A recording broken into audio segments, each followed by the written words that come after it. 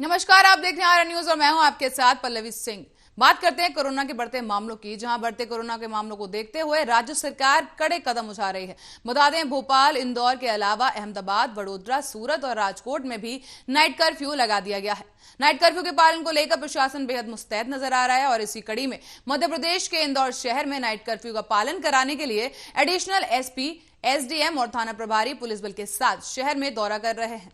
दरअसल मध्य प्रदेश में कोरोना संक्रमित मरीजों का आंकड़ा 2,71,040 के पास पहुंच गया है और साथ ही आपको बता दें 3,893 लोगों की मौत भी हो चुकी है। और इस बीच आपको बताते चले, इंदौर और भोपाल में सबसे ज्यादा एक्टिव केसेस देखने को मिले हैं। बता दें, जिस तरह से कोरोना ने रफ्तार पकड़ी है, इसके बाद प्रशासन की तरफ से कड़े कदम उठा लिए गए हैं और नाइट कर्फ्यू लगा दिए गए हैं। बता दें, मध्य प्रदेश के 8 शहरों में नाइट कर्फ्यू लगा दिए गए हैं। तो वहीं इसी क्रम में इंदौर का जो आंकड़ा सामने आया है, वहां पर मध्य प्रदेश में इंदौर में सबसे ज्यादा कोरोना संक्रमण के एक्टिव केसेस देखने को मिले हैं। साथ ही आपको बता दें, जिस तरह से एक के बाद एक कोरोना के नए मामले सामने आते जा रहे हैं, राज्य सरकारें काफी मुस्तैद हो चुकी हैं, सतर्क हो चुकी हैं। इसके साथ साथ हाई अलर्ट पर भी चल रही हैं और हर कड़ा कदम प्रशासन उठा रहा है। साथ ही लोगों को भी चेताया जा रहा है कि जिस तरह से कोरोना की रफ्तार बढ़ रही है, लगातार जैसे सोशल डिस्टेंसिंग और मास्क लगाना कम होता जा रहा था, उसी को दोबारा से एक बार फिर से लोगों में जानकारी और चेतना के लिए दोबारा से अभियान चलाया जा रहा है और लोगों को सतर्क किया जा रहा है कि लगातार मास्क पहने, घर से बाहर जरूरत पड़ने पर ही निकलें। इसके साथ ही इसी बीच सोशल डिस्टेंसिंग का पालन भी जरूर करें। तो वहीं इसको देखते हुए नाइट कर्फ्यू का जो है ऐलान कर दिया गया मध्य प्रदेश सरकार की तरफ से, और जिसके चलते बता दें कि करीब 8 शहरों में, मध्य प्रदेश के 8 शहरों में नाइट कर्फ्यू लगा दिया गया है।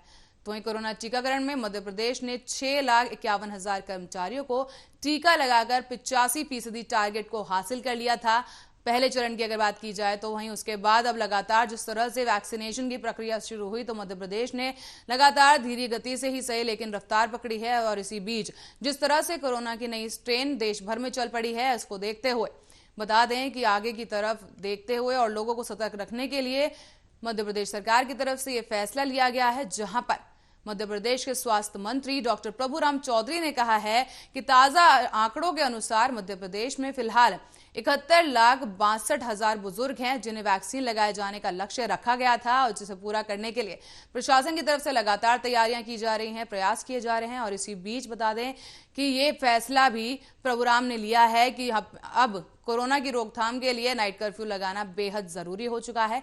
इसी के साथ ही आपको बता दें कि नोएडा में भी धारा 144 लागू कर दी गई है। इसके साथ साथ देश के कई राज्यों और शहरों में नाइट कर्फ्यू लगा दिया गया है। तो वहीं बात महाराष्ट्र की जाए तो महाराष्ट्र में भी जिस तरह से कोरोना संक्रमण के बढ़ते हुए आंकड़े देखने को मिले हैं, इसको देखते हुए यही कहा जा सकता है कि अगर लोगों में संक्रमण को लेकर जब तक डर नहीं रहेगा, जब तक वो सतर्क नहीं होंगे खुद से, तो सरकार के लिए भी अपने लक्ष्य को पाना काफी मुश्किल नजर आ रहा है। हालांकि सरकार अपनी तरफ से जितने भी नियम कानून, कोरोना गाइडलाइंस जारी किए गए हैं, उन्हें लागू कराने की कोशिश लगातार की जा रही है। और इसी बीच ये बड़ी खबर देखने को मिल रही है।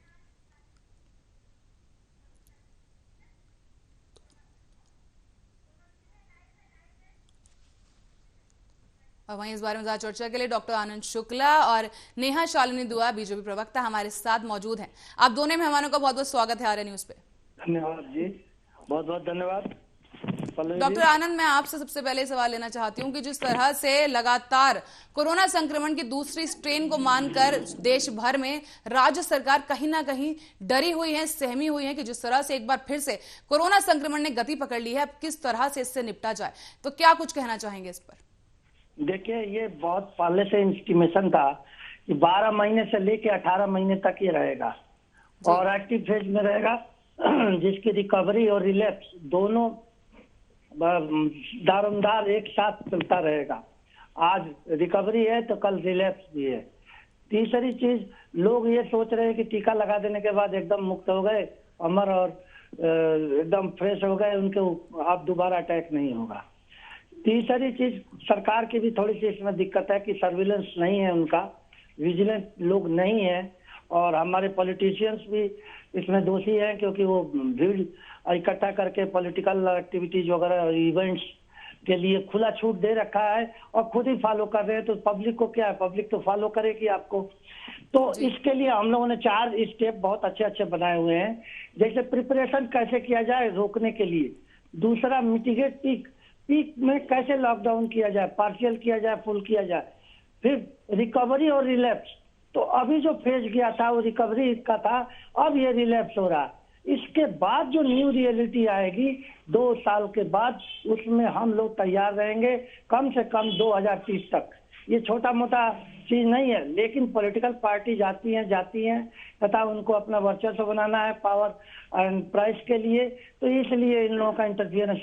लेकिन हमारे जो मिनिस्टर साहब हैं, इनके हेल्थ सेक्रेटरी भी तो होंगे, इनके पास हेल्थ सिस्टम है, एडमिनिस्ट्रेशन है, तो इसको ये लोग क्यों नहीं कसते?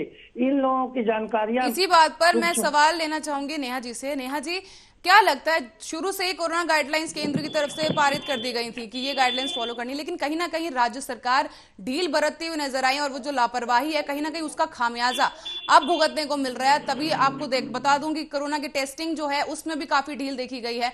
तो क्या लगता है कि उसी की हर्जाना जो है भुगतना पड़ रहा है, इसीलिए राज्य सरकार अब कड़े कदम उठाने को मजबूर है? लेकिन यही कदम अगर पहले उठा लिए जाते तो शायद हालात थोड़े बेहतर हो सकते थे।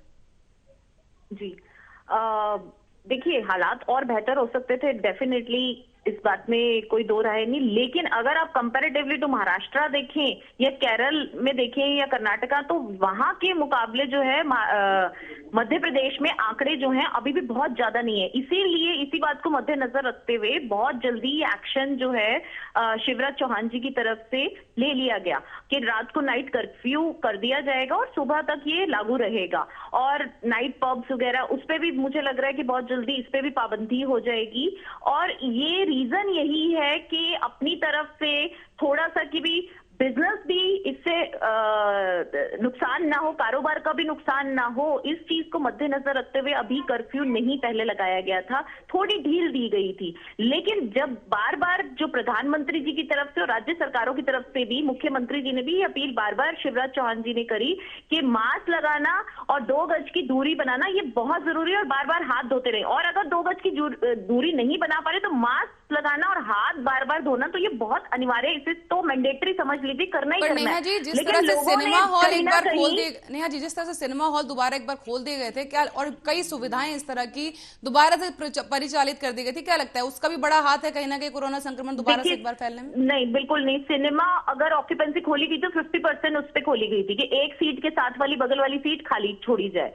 और मुझे लगता है कि उससे कोई खास उनके कारोबार पे असर भी नहीं हुआ, क्योंकि लोग खुद ही डरे हुए कम जाते हैं। लेकिन बाहर बाजारों में जो हमने देखा है कि कोरोना का ज्यादा बढ़ने का रीजन जो है ये वीकली मार्केट्स और ये जो बाजार लग रहे हैं वहां पर, मॉल्स में, तो अब जो है वो स्ट्रिक्टली कुछ नॉर्म्स हैं जो केंद्र सरकार की तरफ से दिए गए हैं हर राज्य की सरकारों को कि आप ये मॉल आपने अगर खोलने हैं तो कारोबार को नुकसान भी नहीं होना चाहिए, करिए, लेकिन ये नॉर्म्स को फॉलो करवाना आपकी जिम्मेदारी है। तो नेहा जी, कहीं ना कहीं सीधा सीधा निशाना ये प्रशासन की तरफ नहीं जाता है कि पुलिस कहीं ना कहीं ये जो कानून है और जो गाइडलाइंस थी उसे लागू कराने में असमर्थ दिखाई दी?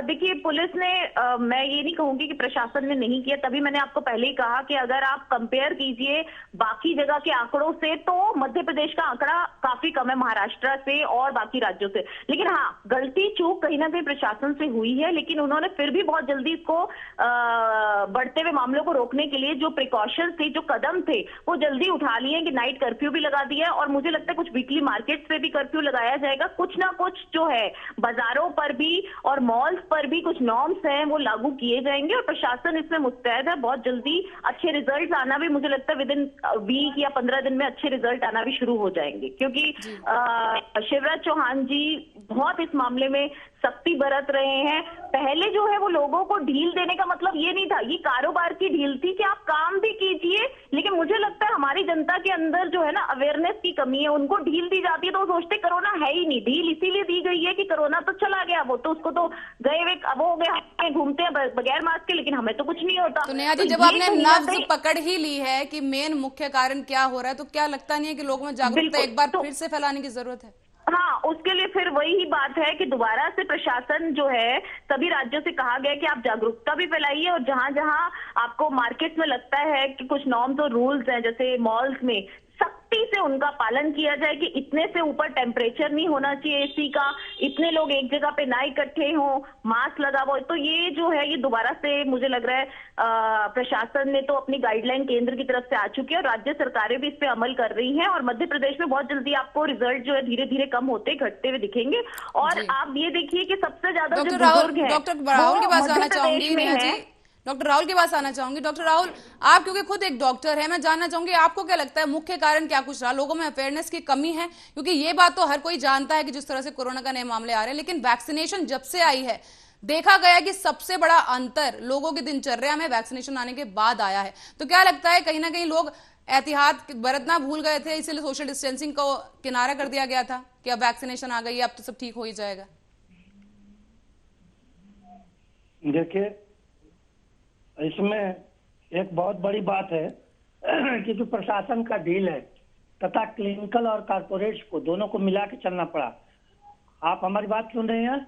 जी जी राहुल जी, बोलिए, बात पूरी कीजिए। आनंद शुक्ला, तो हम ये बताना चाह रहे हैं कि कारपोरेट से मिला के चलें। बाकी सारे कामों में तो हमारे प्रधानमंत्री जी कारपोरेट को मिला लेते हैं। प्रधानमंत्री होने के कारण उनके पास जिम्मेदारी काफी है, नॉलेज भी काफी है, लेकिन हमारे मुख्यमंत्रियों के पास कुछ भी नॉलेज नहीं है, ना ही कुछ जिम्मेदारी है।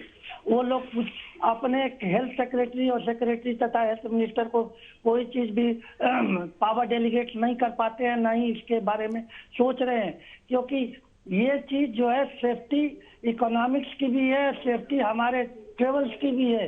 दोनों चीजों को रोकना पड़ता है, इंटरनेशनल ट्रेवल्स से लेकर डोमेस्टिक ट्रेवल्स तथा इवेंट्स। अगर इवेंट्स को हम नहीं रोक पाएंगे तो स्प्रेड होता रहेगा। और ये ना समझिए कि आप अभी हमारे जो नेताजी बता रही थी नेहा जी कि महाराष्ट्र में ज्यादा है और मध्य प्रदेश में कम है, तो आप यूपी में तो कुछ भी नहीं है, लेकिन कोई क्षेत्र बचेगा नहीं, क्योंकि कहीं भी एयर बाउंड्री नहीं है, न ही स्काई की बाउंड्री है। आज दोबारा फिर यूपी में हो सकता है, दोबारा फिर महाराष्ट्र में हो सकता है, केरल में हो सकता है। क्योंकि वहां पे लोग अपना प्रिकॉशन नहीं ले रहे हैं, सेफ्टी नहीं ले रहे हैं। तो हमारा कहने का मतलब है कि आप नहीं संभाल पाएंगे, इसको कारपोरेट्स के दीजिए।